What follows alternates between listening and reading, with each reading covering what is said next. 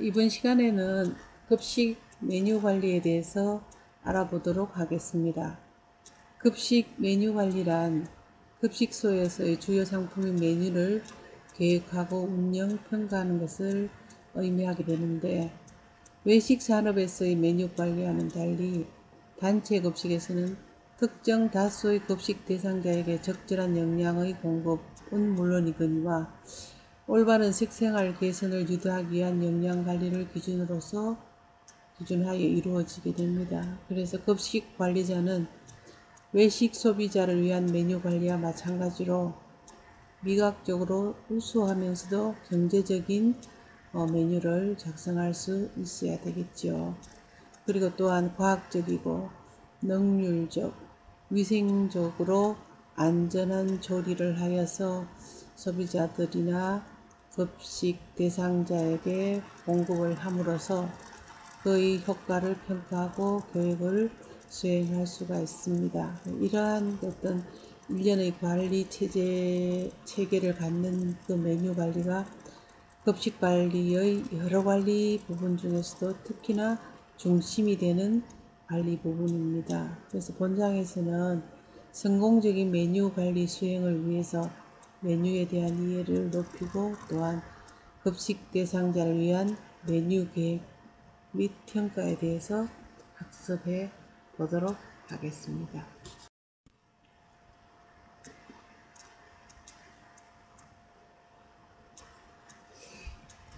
좀 전에 설명드린 것과 같이 급식 메뉴 관리는 급식소에서의 메뉴를 계획하고 운영, 평가하는 것을 의미하는데, 외식 산업하고는 좀 다른 어떤 단체 급식은 바로 특정 다수의 급식 대상자에게 적절한 영양 공급뿐만 아니라 안전관리, 위생관리 이러한 것들도 모두 그 대상이 되어지기 때문에 이러한 것들이 축적되어서 바로 올바른 급식 대상자들의 올바른 식생활 개선.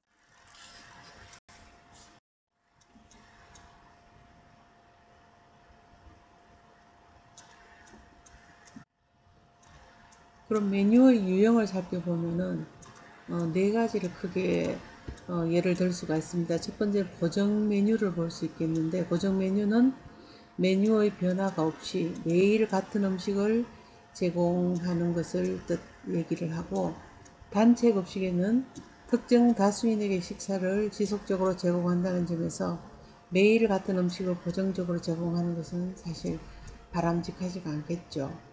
그 다음에 이제 순환 메뉴라 해서 이거는 또 주기형 메뉴라고도 하기도 하는데, 매일 다른 메뉴를 사용한 후에 일정 주기마다 반복하는 경우를 말합니다. 그 주기는 급식소의 특성에 따라서 결정되는데, 일반적으로 일주 혹은 격주, 10일, 15일 주기 등을 사용하기도 합니다.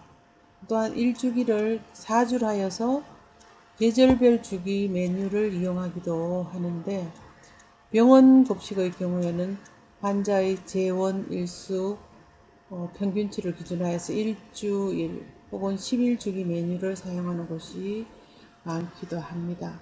근데 주기형 메뉴를 사용할 경우에는 먼저 메뉴 작성의 어떤 그 시간적인 여유가 있다는 그런 장점이 있기도 하고, 조리원들이 작업에 또 숙달될 뿐만 아니라 작업 분담도 잘 이루어질 수도 있습니다.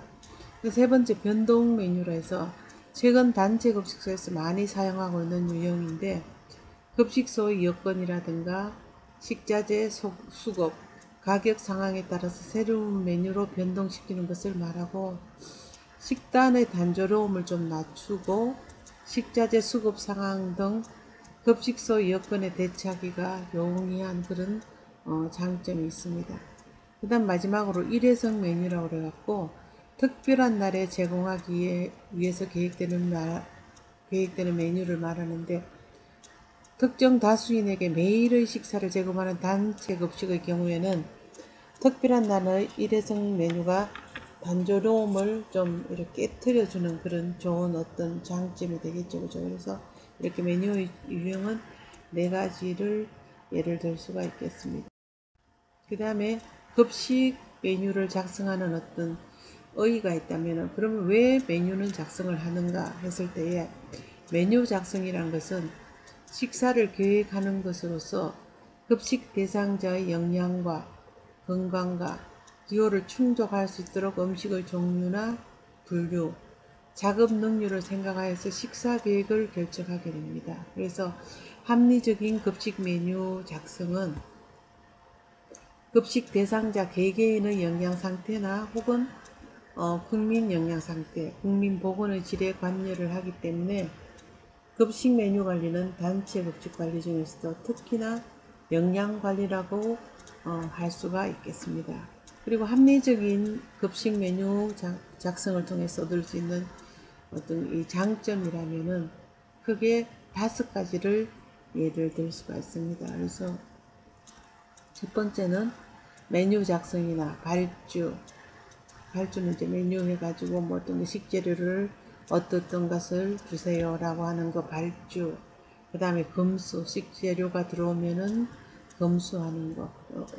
올바르고 신선하고 제대로 되는 식재료들이 들어왔는가에 대한 것을 검수하고 또 조리를 하고 배식을 하고 평가를 체계적이고 일괄적으로 계획을 함으로 해서 시간을 경제적으로 활용할 수가 있다는 어떤 그 장점이 있습니다. 그 다음 두 번째는 계획된 예산의 최대의 효과를 얻을 수 있는 메뉴는 경제적인 면에서 낭비를 최소화할 수 있다는 얘기가 되겠죠. 특히나 이 메뉴와 같은 경우에는 모든 것을 어떤 그 예산의 범위 내에서 작성을 해야 되고 여기 맞게끔 하기 때문에 경제적인 면에서 낭비를 최소화할 수 있다는 것. 그 다음에 영양적인 면에서는 급식 대상자에게 영양 필요량을 제공함으로써 균형 잡힌 영양 섭취를 할 수 있다. 급식 대상자 연령인가, 연령대, 활동량, 남녀에 따라서 각각 급식 대상자의 영양 필요량이 다르기 때문에 거기에 맞춰서 균형 잡힌 영양 섭취를 할 수 있도록 한다는 것과 식품의 자유로운 선택으로 급식 대상자의 기호들을 반영할 수 있고 또 식습관을 바람직한 방향으로 형성할 수 있도록 영양교육의 자료로 쓰일 수가 있다는 얘기입니다. 그 다음에 급식 대상자로 하여금 신뢰감과 공동체 어떤 의식을 갖게 한다 해서 이런 급식 메뉴 작성의 의의는 크게 5가지 장점을 볼 수가 있습니다. 그 다음에 급식 메뉴 작성을 통해서 얻을 수 있는 장점을 제가 다시 이렇게 정리를 해봤고요. 그 다음에 영양관리의 실천 방법입니다. 영양관리의 실천 방법은 첫 번째 영양관리를 하기 위해서는 영양을 계획을 해야 되겠죠. 그러면은 급식 대상 집단이 어떠한 것인가, 연령대가 어떤가, 활동량이 어떤가, 남녀 노소를 각각 구분해서 이 실태 파악을 해야 되겠고 그 다음 평균적인 영양 섭취 기준을 계산을 해서 거기에 맞춰서 영양 필요량을 배분을 해야 되겠죠. 배분을 하고 그 다음에 또 식사 계획을 한다. 영양 계획을 다 맞추고 나면은 식사 계획을 하는데 식품 구성을 결정하고 또 식단을 구성한 메뉴 구성입니다.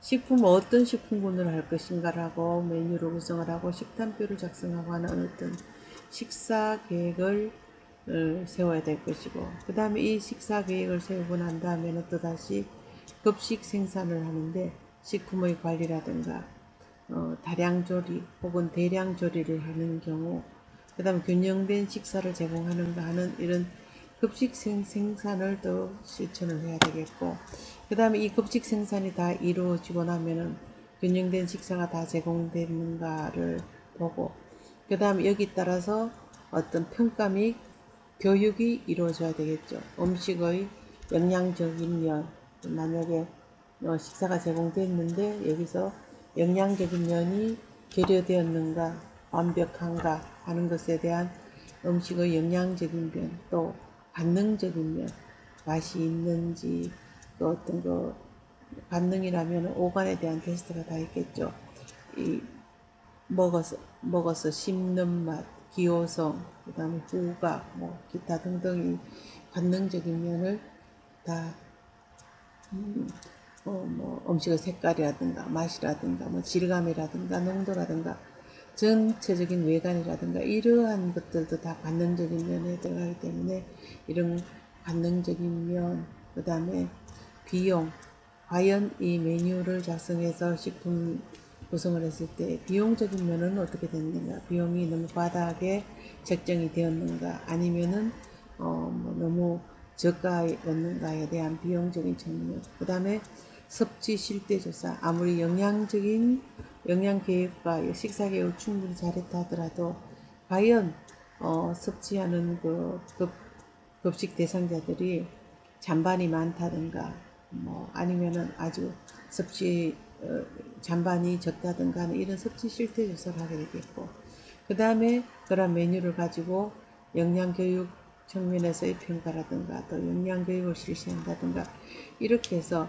영양관리 실천 방법은 영양계획과 식사계획과 급식 생산과 평가 및 교육으로서 각각의 어떤 이 사이클을 가지고 영양관리를 실천하게 됩니다. 그래서 이제 보통 뭐 대상 영양 필요량은 궁극적으로 어떤 급식 대상자의 건강에 도움을 주기 위해서 우수한 영양소를 함유한 그런 식품을 섭취하는 데에 그 목적이 있겠죠. 그죠? 궁극적인 목적은. 그래서 급식 대상자의 영양 필요량을 아는 것이 상당히 중요하고, 또 급식 대상자의 에 따라서 영양 필요량이 달라지고, 또 메뉴 작성할 때는 영양 계획에서 파악된 급식 대상자의 특징에 의해서 필요한 영양소량을 다르게 결정을 해야 됩니다. 그래서 영양관리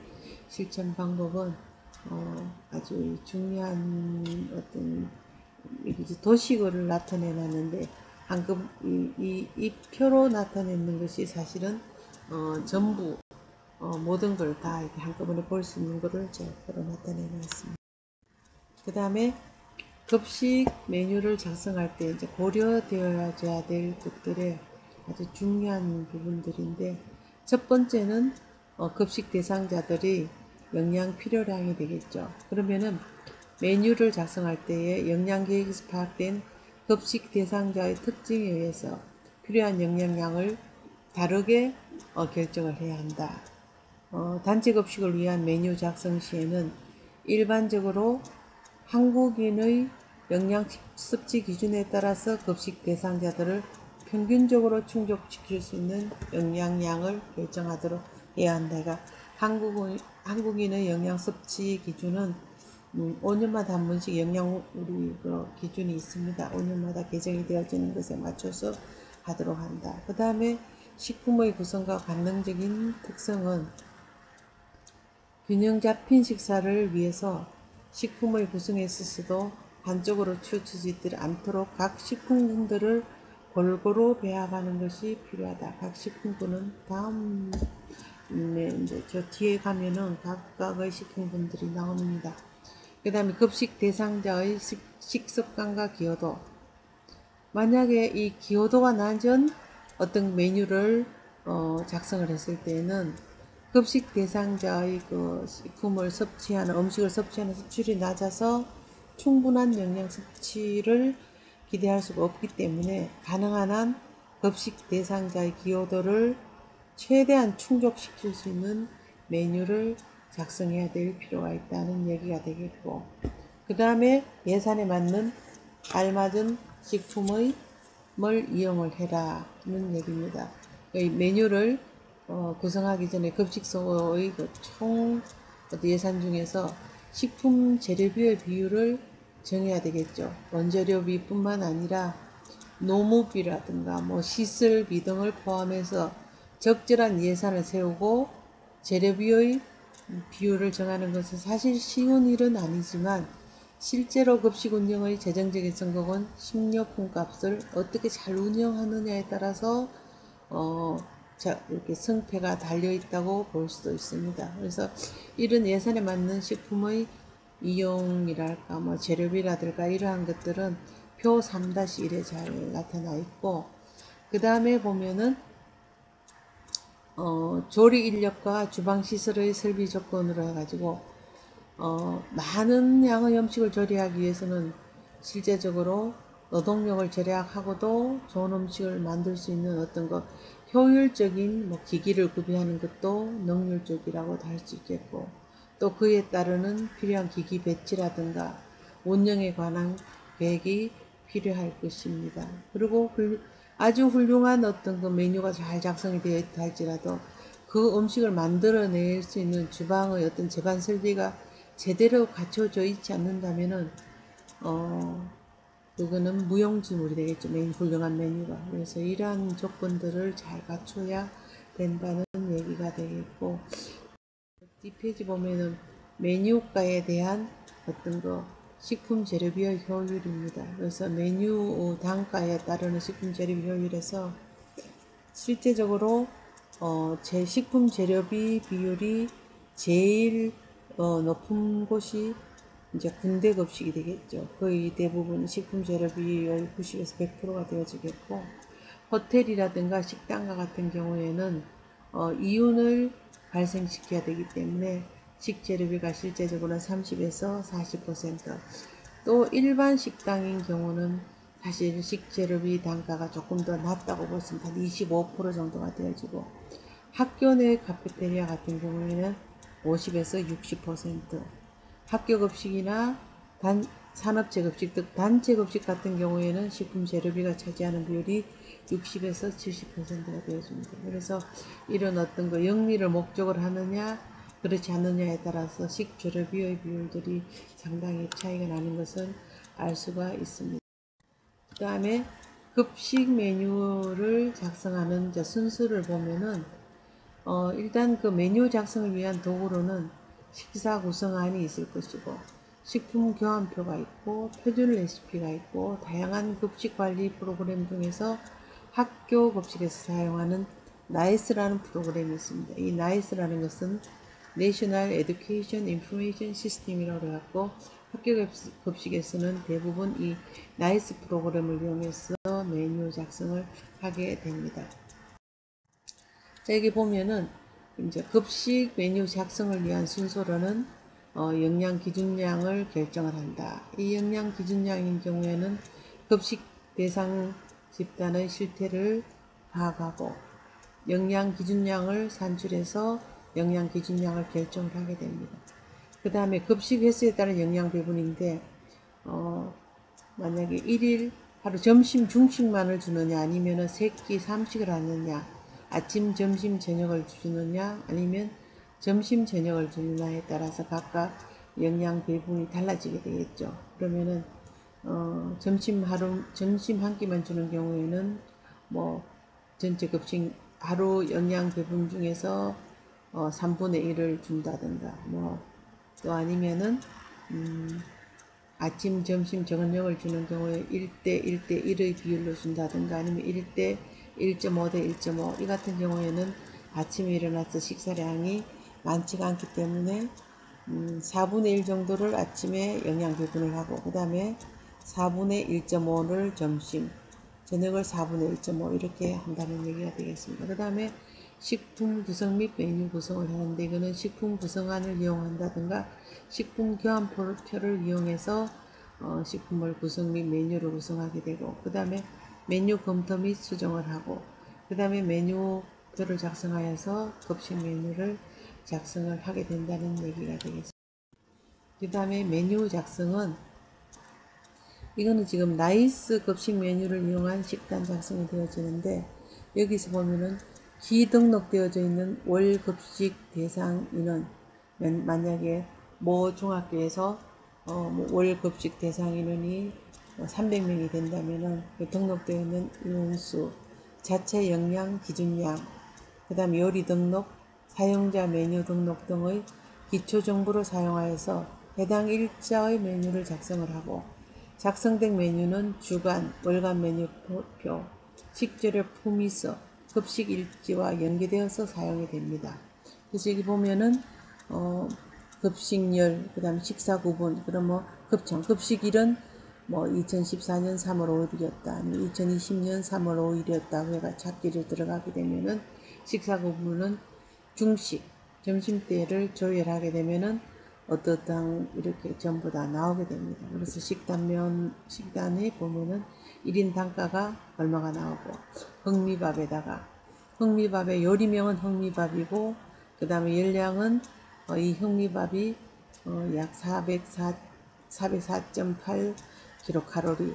이 중에서 단백질은 7.2, 칼슘은 얼마, 철분, 비타민 A, 비타민 B1, B2, 나이아신, 비타민 C, 비타민 D 이렇게 해서 흑미밥에 들어가는 영양 성분 분석표가 쭉 나오게 됩니다. 식단가를 조회한다든가, 기존 식당이 있다든가, 그 다음에 뭐 감자 수제비국에서는 또 열량이 얼마다, 치킨 커틀렛은 얼마이다, 이렇게 해서 쭉 이 식단 작성되어 있는 것들을 클릭을 함으로 해서 충분히 찾아와 줄 수가 있겠고, 예정 단가는 업데이트를 시킨다든가, 뭐 최근 인원 가져오기, 이러한 것들은 나이스 프로그램을 통해서 식단을 작성을 하게 된다. 급식일은 식단을 작성한 날짜나 작성한 날짜를 입력을 한다.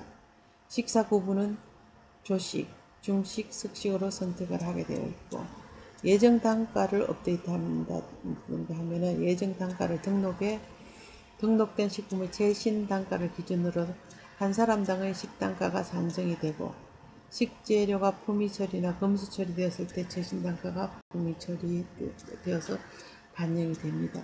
그 다음에 이렇게 해서 식단을 저장을 하게 되면은 1인 식단가가 산정이 되고 식단이 저장이 되게 되어져 있습니다. 그 다음 급식 메뉴 작성의 순서는 바로 좀 전에 설명드린 것과 같이 영양 기준량의 결정, 급식 대상자 연령이라든가 성별이랄까, 활동의 정도 등에 따라서 1인당 1일 평균 열량 기준량을 산출하고, 전체 급식 대상자의 영양 기준량 총합을 급식 대상자 총 인원수로 나눠서 평균 영양 기준량을 정하게 됩니다. 그러면 영양 섭취 기준의 구성은 평균 필요량, 권장 섭취량, 충분 섭취량, 상한 섭취량으로서 이렇게 나뉘어지는데, 한국인의 에너지 섭취 기준은 다음 페이지에 나오는 표 3-2에 나타나 있습니다. 그러면은 한국인의 영양 섭취 기준은 에너지 적정 비율로 해가지고 보건복지부에서 2015년 한국인 영양소 섭취 기준을 두었는데, 탄수화물의 경우에 1 내지 2세의 경우 보통 55에서 70%를 에너지 적정 섭취하는 공급받는 비율로 두었고, 그 다음에 3 내지 18세는 55에서 65%, 19세 이상은 55에서 65% 정도를 탄수화물로부터 공급받는 에너지 비율이라는 얘기입니다. 단백질의 경우에는